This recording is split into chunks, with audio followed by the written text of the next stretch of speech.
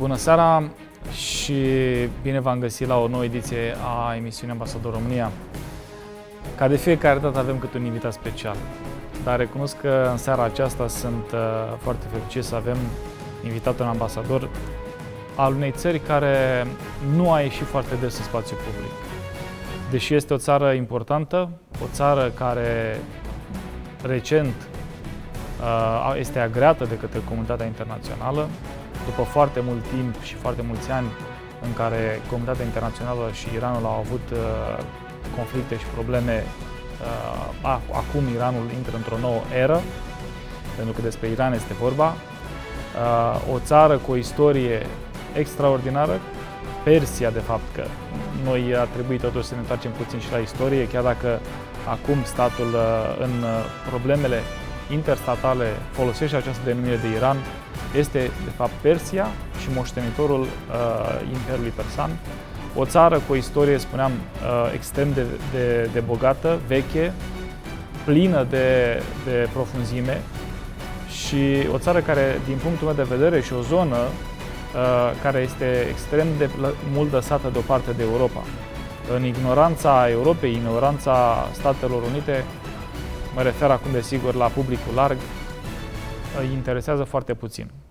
România nu este atât de departe de Iran, nu este atât de departe de Turcia, nu este atât de departe de Turkmenistan, nu este atât de departe de Irak, cum pare. Suntem destul de aproape, de fapt. Și aceste țări joacă acum un rol extrem de important pe tot ceea ce înseamnă arhitectura de securitate a lumii. Ambasadorul Iranului este invitatul ediției de astăzi a Ambasador România. Vreau să-i mulțumesc pentru faptul că a acceptat invitația noastră. Nu este o personalitate care se iasă des în spațiul public, cum spuneam, dar îi mulțumesc foarte mult pentru faptul că este prezent astăzi. Și această țară cu 80 de milioane de locuitori, cu resurse de petrol absolut uriașe, cu vecini extrem de interesanți, Irak, Turkmenistan, Marea Caspică, este un cartier, ca să spun așa, un cartier în care locuiesc extrem de interesant.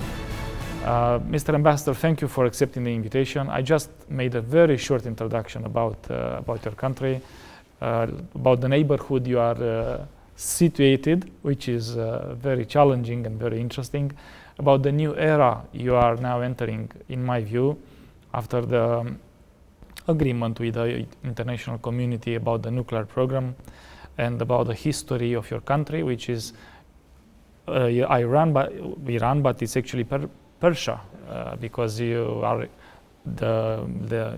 took the legacy of the Persian Empire and the Persians. So thank you very much for accepting this invitation, even though I know it's not very usual for you to be on TV. It's important for you to be and explain to many people, and maybe together we will manage to get rid of the stereotypes and the very little information that are being told about Iran in Romania and in Europe. Bismillah ar-Rahman ar-Rahim, in the name of God, the compassionate and merciful. Thank you very much for inviting me to your very popular program. I hope that through our talks the people will benefit more information about my country. And as you rightly mentioned, the historical background of Islamic Republic of Iran, and also the challenging geographical situation which Iran owns. I hope that I will succeed to explain a little about the situation in my country, and about the region. Yes. Let me be very direct, because we have many things to discuss, and to start with the questions. Yes, please. In my view, it's not the most important, but on the public agenda of Europe and the international community, it is. And I will start with this. Yes. Tell me, how do you see the finalizing the negotiations with the international community, the E3+3 format? Yeah. As the population may know, our viewers may know, you already came to a draft agreement with the international community with regard to the nuclear program, and by the end of June you should finalize the agreement. It is there, even though you agreed in principle, there are still some disagreements about sanctions, when these sanctions should stop, in your view. And I want to ask you if you think these issues will be overcome, or how do you see the process from now to the 3rd of June? Of course, we had very brilliant progress at the beginning of April in Lausanne, Swiss. Absolutely. Yes. And the two sides, they agreed on the essential issues, and the framework now is quite clear. It means for the people who are now busy to write the draft, it's very easy to look at the framework and write it down. So what has been targeted from the beginning was two main goals. The first one was to get assured that the Iranian nuclear activity is completely peaceful. And the second goal was to remove the sanctions. So they worked until they reached that important joint communique in Lausanne. Yes. And now they are busy to finalize the draft agreement. Now they are in Vienna continuing the job. I think the political will is there, both sides, the Islamic Republic of Iran and the E3+3 or 5+1. Yes. They have this feeling that by signing this agreement, the security situation will be better for everybody in the world. So it will be in benefit for everybody in the world. From the beginning, of course, the Islamic Republic of Iran has no intention to produce any atomic bomb, and it is against our defense policy and defense doctrine. And again, we have the fatwa of our great ulama or scholars, religious scholars, who do not allow to go toward the atomic bomb, which is against human being. So from the beginning, our intention was just to have a peaceful use of the nuclear energy, which is the right of every nation, just to produce electricity, to use it in producing medical needs, drugs, medicine, and in agriculture and some industries. So by this intention, we had no doubt that the other side will be assured through this discussion that our activity will be completely peaceful. We have accepted all kind of verifications, and in future, IAEA will have complete, verifying system occurred against our nuclear activities, and they can get assured that our the atomic activities yes, the authority is exclusively verify. peaceful, and it is just in peaceful manner. So it is quite clear that on the other side, it is our right to get assured that the whole sanctions will be removed after this agreement. It had been foreseen in the joint plan of action in Geneva that these two goals, they should be obtained at the same time. So it means by signing this agreement, the sanctions should be removed. Of course, there are some people or some countries who like to put pressure and Iran or to continue. They think that sanctions are something like asset for them, but it's not really asset, it's a cost. Mr. Ambassador, who are these countries? Of course, maybe mainly the Zionist regime, who is not happy with Which this one? agreement. A Zionist regime of Israel. Yeah, of course, yes. And But Israel is not part of the negotiation format, which No. are six countries: UK, France, Germany, US, Russia, China, and Iran. Yes, of course, among these countries, they are not a bit pro-sanction. They do not like to keep the sanctions, but they insist to remove it stage by stage. Which if you go back to joint plan of action, you will not find such word in that agreement. The action plan. No, in Geneva. In Geneva, In okay. Geneva, yes. Yeah. So it has been mentioned that just after the signing of agreement, the whole sanctions should be removed. So now they are mentioning other things like stage by stage or after a few months or something like that.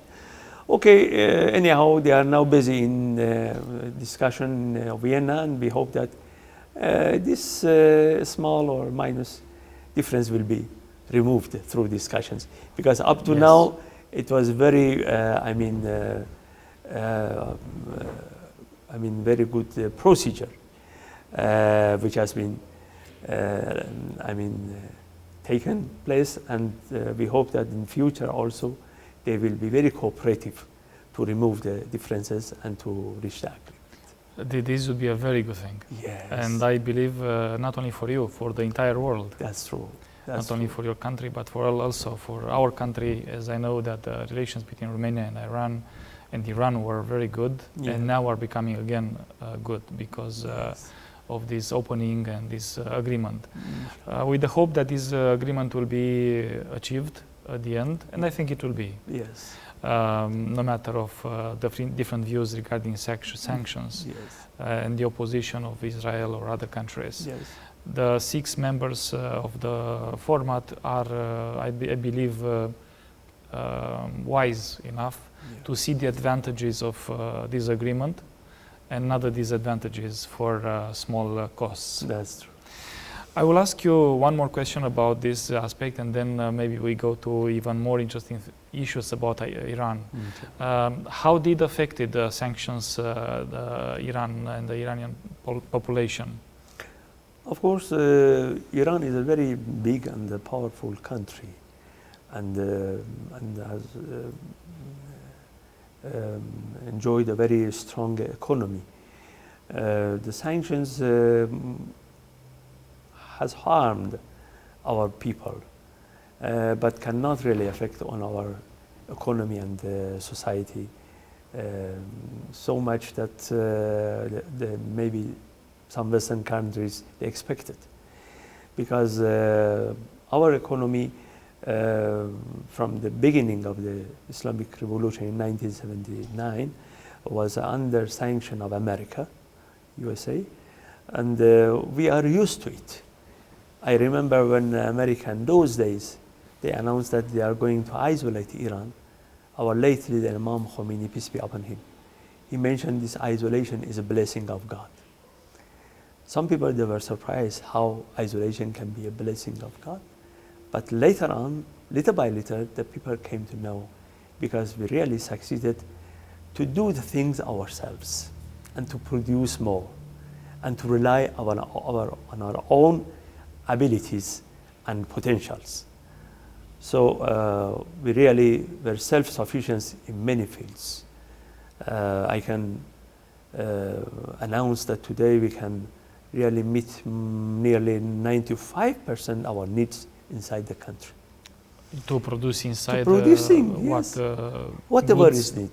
Whatever is needed in agriculture, in industries, 95. in medical issues, in the scientific issues.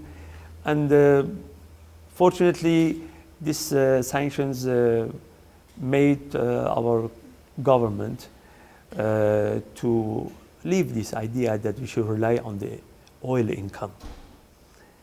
It was always like an utopia in my country, and everybody would think about it, but to put it in practice, it was very difficult. Whenever they were going to organize the budget, a big part of the budget Was coming from was oil. coming from the oil. But fortunately, now the less part of the budget is coming from oil, and in future even we are going to remove that small part by our more efforts. Even though Iran is now one of the important resources of oil for the whole region. Yes, of course. Still we are exporting oil production, but as I mentioned, we want our budget to be free of oil income.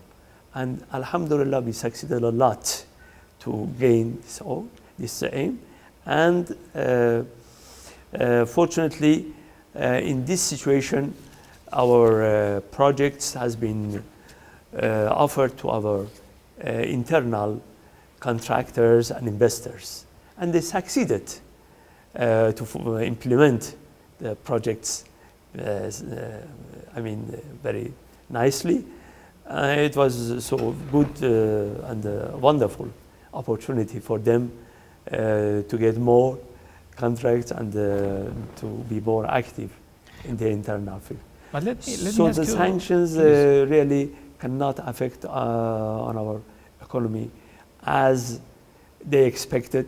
I mean, the enemies expected. But it was on the other side, as our late leader mentioned, it was a blessing of God. And we hope that in future we will prove that really, even if we receive more pressure, we have this ability to continue and to rule the country in the best way. but the same enemies are now part of the negotiations and they are opening to you. God willing. Well, United States is part of the negotiations. Yes, so, that's true. they now came along, That's even though the sanctions were put it by US. I will not go into details here because there are different views why the sanctions were put it.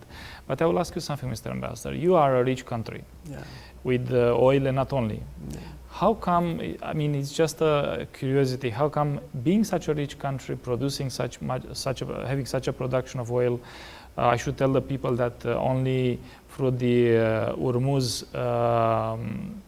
Strait, it's 1/5 of the oil of the world passing. And my question is remaining in my mind, how come your people are not rich? Because your country is very rich. Yes. How come the simple people don't have a living standard very good? Of course, as we discussed before, from the beginning of the revolution, we had sanctions from the USA, and of course, after that, we had sanctions through the other European countries, EU. So because of the sanctions, we were always under pressure. We succeeded to be self-sufficient in many fields, but really for the people, because of the population, we are nearly 80 million. Yes, 80 million. Yes. It's a very big population. Because of the huge number of the people and the big population, maybe in this situation we did not really succeed to bring welfare as much as we liked for the people. But at the same time, we had very good development in, bring more progress for the different part of the people. For example, the villages in Iran, nearly all of them, they have good access to the roads and the main cities, and they have electricity, they have Infrastructure. infrastructure and drinking water and the other facilities. And in the towns, and Alhamdulillah, we have done very good insurance regarding the treatment for our people, which is covering nearly everybody. Yes. They are trying to cover everybody in the country. Absolutely. I'll interrupt you just for a short commercial break, and then we go back. Yes, please. Publicitate.